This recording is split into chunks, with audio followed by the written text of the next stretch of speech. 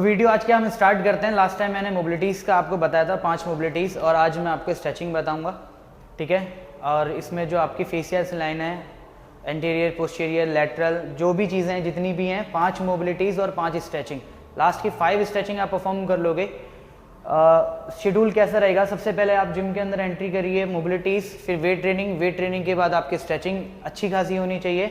और एक एक्सरसाइज को जैसे मैं परफॉर्म कर रहा हूँ, कोई भी जैसे मैं आपका उल्टा सी बन रहा हूँ, ठीक है, उसे कहते हैं एंटीरियर फेशियल लाइन स्ट्रेच। जब मैं वो परफॉर्म कर रहा हूँ तो मैं उसे कम से कम 30 सेकेंड्स तक होल्ड करूँगा इनिशियल स्टेज में, फिर धीरे धीरे करके आगे जाएंगे। 1 मिनट, 3 मिनट, 5 मिनट तक आप परफॉर्म कर सकते हो। और एक एक्सरसाइज को 3 बार परफॉर्म करेंगे, जैसे 30 सेकेंड की 3 बार स्ट्रेचिंग। तो मैं एक ही बार परफॉर्म करूँगा, फिर आपने देखना है और फिर अपनी शेड्यूलिंग में एड ऑन करना है। तो स्टार्ट करते हैं। First anterior facial line stretch. मैंने एक बॉल ली हुई है, ठीक है, ये बॉल पहले सपोर्ट करेगा, ठीक है, एंड सेकंड इसे कहते हैं चक्रासन। पूरा आने दो, बनने दो, ब्रीथ, और कोशिश करो कि दोनों पैरों में और दोनों हाथों में, नेक को नीचे।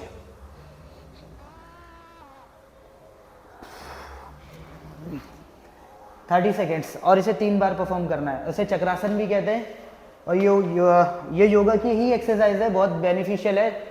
जब आप परफॉर्म करोगे इसे तो सबसे पहले आपका ये कोर का इंगेजमेंट खत्म करती है। मतलब मोस्टली टाइम आप जब ऐसे झुके रहते हो तो ये आपके स्ट्रेचनिंग करेगी एक पेक्टोरल स्ट्रेच पे, चेस्ट की मसल्स पे आपको। और जो मेरे को बेनिफिशियल लगता है इसका, वो है कि आपको शोल्डर पे अच्छा खासा रेंज मिलेगा। तो ये शोल्डर के लिए मेरे लिए बहुत फ़ायदेमंद रहती है, क्योंकि मेरे शोल्डर आगे के लिए थे।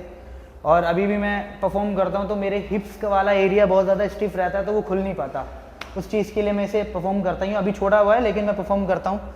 ये मेरी फेवरेट है। एक आपको ना दूसरी स्ट्रेचिंग बताने जा रहा हूँ, और वो मेरी बहुत ज़्यादा फेवरेट है। फेवरेट इसलिए है क्योंकि मैं उसे पोस्टीरियर चेन जब मेरा स्टिफ हो जाता है तब मैं उसे परफॉर्म करता हूँ। और वो कैसे होता है? डेडलिफ्ट परफॉर्म करता हूँ तब बैक में बिल्कुल एकदम स्क्वीजनेस आ जाती है, बिल्कुल टाइट हो जाते हैं मसल्स। और बैक करता हूँ तब हो जाता है डेडलिफ्ट। स्क्वाट्स करते समय ज़्यादा दिक्कतें होती हैं, हैम्स पूरे खींच नहीं पाते। तो ये ओवरऑल जब आप पोस्टीरियर चेन की मैं बात करूँ तो पोस्टीरियर चेन में आते हैं आपके आर्म लाइन, ठीक है, बैक की लाइन, आपके ग्लूट्स, आपकी हैम्स की लाइन, आपकी काफ, आपके पाम की मसल्स भी। तो ये बहुत ज़रूरी है, इसे मैं बताने जा रहा हूँ। पोस्चर अभी मैं कैमरे को थोड़ा सा दूर रखूंगा और आप डायरेक्ट पोस्चर बताऊंगा। बेनिफिट मैंने आपको बता दिया है, करना है कैसे है ये मैं बस आपको गाइड करूंगा, ठीक है। पोस्टीरियर चेन की ना मैं आपको स्ट्रेचिंग बता रहा हूँ, करना है कैसे। थोड़ा सा आप आगे जाओ, हील आपकी उठनी नहीं चाहिए, बैक, ठीक है, बैक को स्ट्रेट रखना, नीज एकदम लॉक, बैक को पुश करके ये 30 सेकेंड्स काउंट, 1 2 3 4। इस ड्यूरेशन में बैक को थोड़ा थोड़ा पीछे पुश करते रहो, हील बिल्कुल भी नहीं उठनी चाहिए।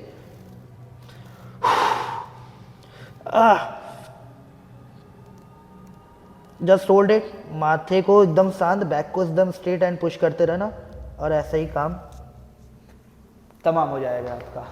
बहुत बढ़िया स्ट्रेचिंग है।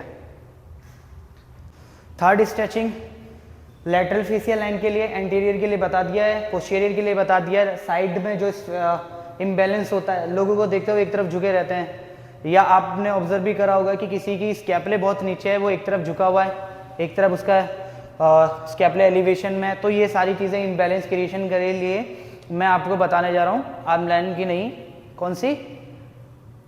लैटरल लाइन की स्ट्रेचिंग, ठीक है, ठीक है। Wide wide wide wide, hip को थोड़ा सा पीछे ले जाएंगे, बैक स्ट्रेच, थोड़ा सा बेंड कर लेना, ये हाथ एकदम स्ट्रेट, थोड़ा सा बॉडी को एक तरफ शिफ्ट, रोटेट,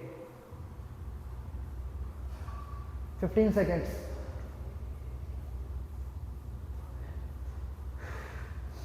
ठीक है, इसके बाद थोड़ा एक तरफ बॉडी को शिफ्ट करा, हल्का सा हिप अप करा,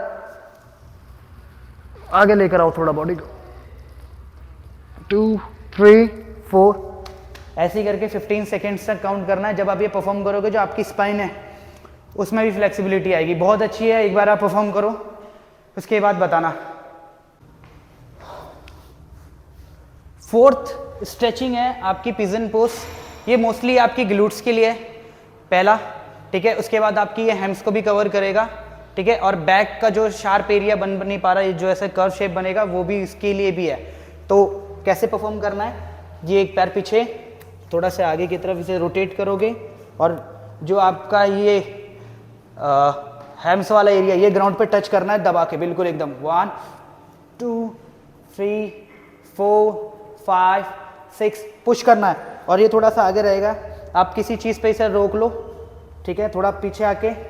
और ये ग्लूट्स के लिए तो बहुत ज़बरदस्त है, ठीक है। कैसे साइड से दिखा रहा हूँ, ये दोनों हाथ पीछे, ये इम्बैलेंस के लिए ख़त्म करता है। आपकी बॉडी एकदम बीच मिड ऑफ द सेंटर रहेगी और आप इसे बिल्कुल पुश करोगे। ये वाला जो पार्ट है इसे ग्राउंड पर टच करना है और ईजिली ही परफॉर्म करना, ज़्यादा लोड नहीं डालना, धीरे धीरे टाइमिंग बढ़ाना और धीरे धीरे प्रेशर डालना, ठीक है। एक लास्ट स्ट्रेचिंग है, ये बैठ के ही होगी।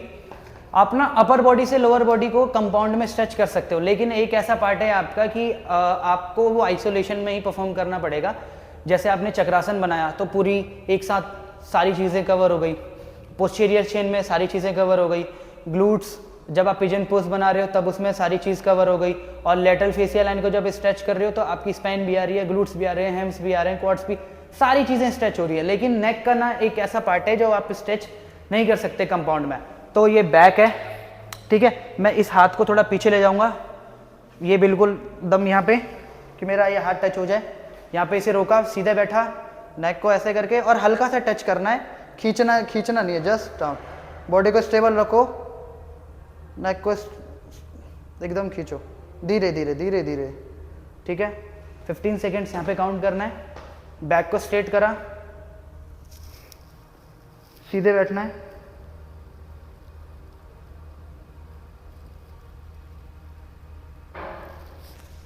ये पांचों की पांचों जैसे मैंने बताई है आपने वैसे ही डिटो परफॉर्म करनी है। एक स्ट्रेचिंग जैसे मैंने आपको बताई एंटीरियर फेसियल लाइन, तो उसे 3 बार परफॉर्म करोगे। 20 सेकंड से स्टार्ट करो, एटलीस्ट 15 सेकंड से स्टार्ट करो, फिर 20 बजाना, 25 30, लेकिन इसकी टाइमिंग पीरियड बढ़ती रहनी चाहिए। और आप एक बार ये चीज़ें परफॉर्म करके देखो, अपनी वेट ट्रेनिंग में इंक्लूड करो इस बार शेड्यूल में, आप देखना इतना अच्छा रिजल्ट आएगा। आपकी वेट ट्रेनिंग में पोस्चर सुधरेगा, वेट ट्रेनिंग सुधरेगी, आप एक सबसे ज़्यादा आपकी रिकवरी बहुत जल्दी होगी, बहुत जल्दी रिकवरी होगी। किसी की ज़रूरत नहीं है, स्ट्रेचिंग को कोई महत्व नहीं देता, कोई पार्ट नहीं समझता, शेड्यूलिंग में बहुत मैटर करता है आपका स्ट्रेचिंग, ठीक है। तो पोस्चर सुधारता है। अब आप ये समझो कि लोहा गर्म है, ठीक है, लोहे गर्म को कैसे स्ट्रेच करता है, उसको खींचना पड़ता है तब जाके वो आकार बनाता है। ऐसी हमारी मोबिलिटी और हमारी वेट ट्रेनिंग और ऐसी हमारी स्ट्रेचिंग है। मोबिलिटी से आपने बॉडी को वार्म करा, वेट ट्रेनिंग से अपनी बॉडी को पूरी तरीके से गर्म कर दिया, फिर आप कूल डाउन जैसे कर रहे हो और उसके बाद आप स्ट्रेचिंग पे आ गए। कूल डाउन के बाद स्ट्रेचिंग करनी है, स्ट्रेचिंग में आपका आकार बनेगा, सीधा सीधा है और कुछ भी नहीं है भाई, ठीक है। वीडियो को एंड करते हैं और सब्सक्राइब करो यार, फॉलो करो और शेयर करो वीडियो। अगर आपको अच्छी लगे तो भेजो किसी को, और जिसको ज़रूरत है उसको बताओ, ठीक है। Bye, take care.